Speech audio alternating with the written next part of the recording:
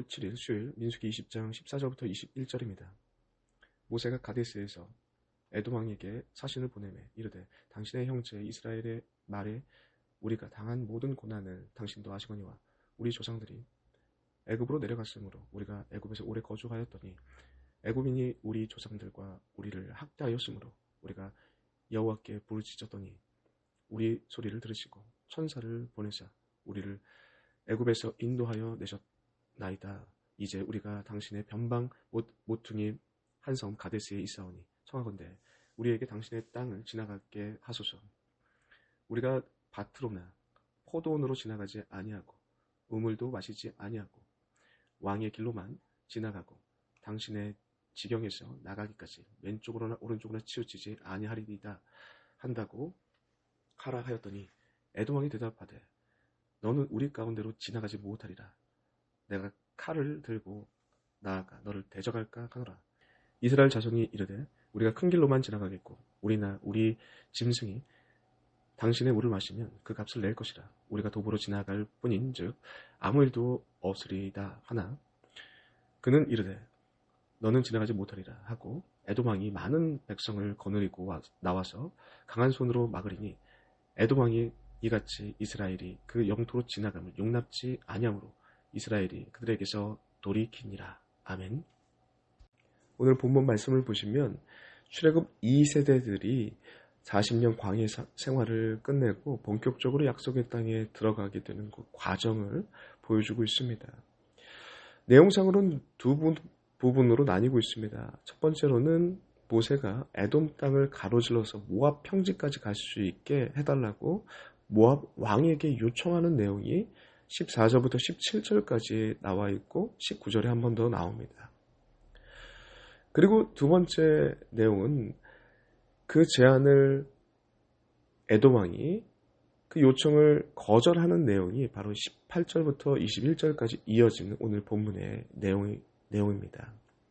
오늘 본문의 내용을 통해서 이 시간 우리가 주목해 봐야 될 점이 있습니다. 그것은 무엇이냐면 모세의 반응, 하나님의 말씀을 중심으로 한 모세의 반응과 그리고 에돔 왕의 반응이 대조적으로 표현되고 있다는 것을 우리가 주목해 봐야 될 것입니다. 차례대로 한번 살펴보겠습니다. 하나님의 말씀에 반응하는 모세는 연합과 화합과 설득과 양보의 삶의 특징들이 나타나고 있습니다. 14절을 보시면요.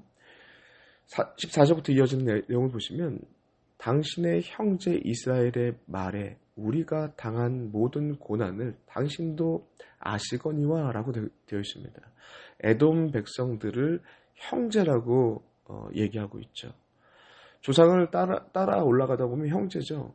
이스라엘 백성들은 야곱의 이름이 바뀌어서 이스라엘 백성들이 된 거고 야곱의 형제였던 에서의 민족 후대 민족이 에돔 백성들입니다. 그 얘기를 하고 있는 것입니다. 뿌리를 찾아 올라가다 보면 형제이고 그리고 언약의 말씀 안에서는 우리가 함께 우리라는 공동체 안에 묶일 수 있다는 거죠. 그래서 그걸 가지고 모세가 얘기하고 있습니다. 15절을 보시면요. 우리 조상이 애굽으로 내려갔으므로 우리가 라고 하면서 우리라는 표현을 계속 반복적으로 의도적으로 쓰고 있습니다. 5절에 걸쳐서 우리라는 표현이 15번이나 반복되고 있습니다. 에돔과 이스라엘 백성들을 연결하면서 하나님의 일하심, 지금까지 출애굽과 그리고 출애굽 이후에 광야 40년의 여정 가운데 함께 하신 하나님의 역사하심이 다른 이스라엘만의 하나님이 아니라 에돔 민족에게 또 동일하게 역사하시는 하나님이다 라고까지 설명하면서 우리라는 표현을 통해서 연합될 것을 얘기하고 화합될 것을 얘기하고 설득하고 있는 장면이 바로 오늘 본문의 내용이죠. 그럼에도 불구하고 18절에 보니까 에돔 왕은 거절합니다. 19절에 모세는 진심되게 재차 설득합니다. 우리가 큰 길로만 가겠고 물값도 내겠고 아무 일도 없을 것이다 라고 얘기를 하지만 그럼에도 불구하고 에돔 민족들은 모세를 불신합니다. 하나님을 불신해서 거절합니다. 두 번에 걸치는 거절임에도 불구하고 모세는 다른 전략과 전술을 쓰지 않습니다. 그냥 물러섭니다. 양보하고 우회하는 길을 택합니다. 이 우회한다라는 길을 택한다는 것은 쉬운 선택이 아닙니다. 에돔 땅을 가로질러서 왕의 대로로 가면 한 달이 못 돼서 350km 정도 걸리는데요. 거리인데 한 달이 못 돼서 도착할 수 있는 그 거리를 우회합니다. 남쪽 끝까지 내려갔다가 다시 에돔 땅을 거치지 않고 쭉 돌아서 올라옵니다.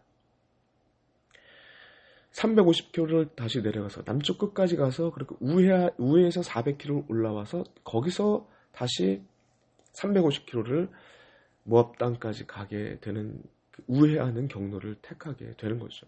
3배 이상 멀어지는 거리입니다. 3배 이상 길게 걸리는 여정입니다. 이 힘든 여정을 그냥 군말 없이 양보하고 우회하는 선택을 합니다. 왜냐하면 신명기 2장 4절부터 5절까지 나와 있는 내용이죠. 이 세일산 에서에게 준 기업 때문에 하나님은 그들과 다투지 말라고 말씀하십니다. 그 가치를 붙잡고 우회하는 선택을 하는 거죠. 반면에 자신의 공동체의 이익을 위해서 반응하는 에돔의 모습을 보십시오. 그들의 특징적인 모습이 지극히 방어적입니다.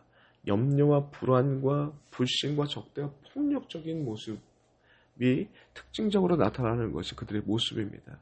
18절 한번 보시면요. 에돔 왕이 말하되 너는 우리 가운데로 지나가지 못하리라 거절합니다. 이 두 번에 걸쳐서 똑같이 이렇게 거절하게 되어 있고요. 방어적이죠. 그리고 합리적인 거 따지지 않고 그냥 지극히 방어적으로 반응합니다. 그리고 이어지는 내용을 보시면요. 내 칼을 들고 나아가 너를 대적할까 하노라. 폭력적이죠. 그리고 19절에 보시면 진심 어린 말과 설득, 합리적인 설득에도 불구하고 모세와 하나님을 불신합니다. 더욱 강하게 적대심을 드러내면서 20절에 많은 백성을 거느리고 나와서 강한 손으로 막을 것이다 라고 엄포하고 있습니다. 이 부분에서 에돔이 참 어리석다라는 생각을 하게 됐습니다. 많은 생각을 하게 됐는데 하나님의 말씀을 기준으로 우리라는 틀을 가지고 있던 모세는 아주 큰 그림을 그립니다. 연합과 설득과 양보까지도 보이는 지혜로운 모습들을 여유롭고 지혜로운 모습들이 나타나는데 반면에 지금 자신의 나라, 자신의 이익만을 기준으로 생각하는 에돔 왕의 모습을 보면 엄청나게 어리석은 결정을 하고 있습니다. 18절을 보시면요. 그들도 에돔 왕이 이렇게 얘기합니다. 에돔 왕이 대답하되 너는 우리 가운데로 지나가지 못하리라 라고 하면서 우리라는 표현도 에돔 왕이 쓰고 있는데 이 에돔 왕이 쓰는 우리와 모세가 쓰는 우리라는 표현은 전혀 다른 범위죠. 하나님의 말씀을 기준으로 그 가치를 기준으로 다양한 연합과 화합과 설득과 양보의 미덕들이 나오는데 자신의 나라와 이익만을 기준으로 범위를 정해놓은 우리는 지극히 방어적, 지극히 염려, 불안, 적대, 폭력의 내용들이 나오고 있는 것이죠. 그리고 엄청난 기회를 걷어차는 어리석음까지 나오는 것이 에돔의 모습입니다. 출애굽 이후에 그리고 여호수아 정복전쟁까지 오늘 에돔에게 제안했던 이 호의적인 제안은 그 어디에서 찾아볼 수 없습니다. 당시 상황에서 이 엄청난 호의의 제안이었는데 에돔 왕은 걷어차고 있습니다. 왜냐하면 이 같은 시기에 여호수아 2장의 내용만 보시면 알죠. 라합은 40년 전에 출애굽부터 광야 40년 기간 속에서 이스라엘 백성들과 함께 하시는 하나님의 이야기를 듣고 가나안 지역 사람들이 간담이 녹았다라고 할 정도로 하나님의 위대한 역사가 그 시대 가운데 강하게 실시간으로 주어지고 있을 때입니다. 그리고 신명기의 말씀을 보시면요.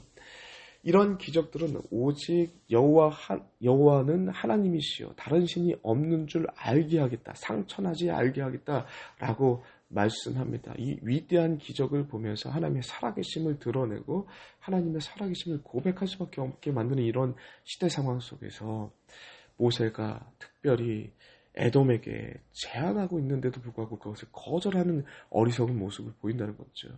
기브온 같은 기브온 족속 같은 경우는 여호수아를 속이면서까지 이스라엘 백성이 속하길 원했는데 오늘 본문은 모세가 역으로 우리라는 표현을 쓰면서 그들을 하나님의 역사 가운데 불러들이고 있는데 거절하고 있죠. 어리석죠.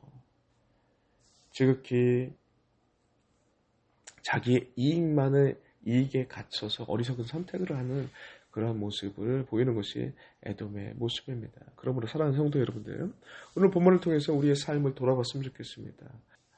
내가 예수 믿는 사람으로 살아갔지만 내 안에 내 삶 속에서 연합과 화합과 설득과 양보의 이러한 하나님의 말씀의 정신들이 삶의 모습이 나타나는 것이 아니라 이기적이고 적대적이고 폭력적이고 방어적이고 불안하고 염려 가득한 우리의 모습이 보인다면 하나님의 말씀을 중심으로 다시 한번 내 삶을 점검해야 될 것입니다. 그리하여 하나님께서 주시는 참된 기쁨과 은혜의 내용들이 우리 삶 가운데 가득해지길 우리의 삶을 점검해야 된다는 것을 오늘 말씀은 얘기하고 있습니다. 오늘 말씀을 통해서 거울처럼 우리 삶을 비춰보고 진정으로 하나님께서 원하시고 기뻐하시는 삶의 모습으로 연합되는 주의 백성 되시길 간절히 소망합니다. 기도하겠습니다.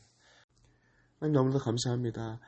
오늘 말씀을 통해서 하나님의 말씀을 중심으로 살아가는 사람들의 특징적인 모습들을 살펴봤습니다. 연합하고 화합하고 설득하고 양보하는 아름다운 모습들이 진정으로 하나님의 귀하신 말씀을 중심으로 살아가는 자들을 통해서 나타납니다. 하나님, 이러한 모습들이 우리 삶 속에 가득해질 수 있도록 인도하여 주시옵소서. 예수님의 이름으로 기도드리옵나이다. 아멘.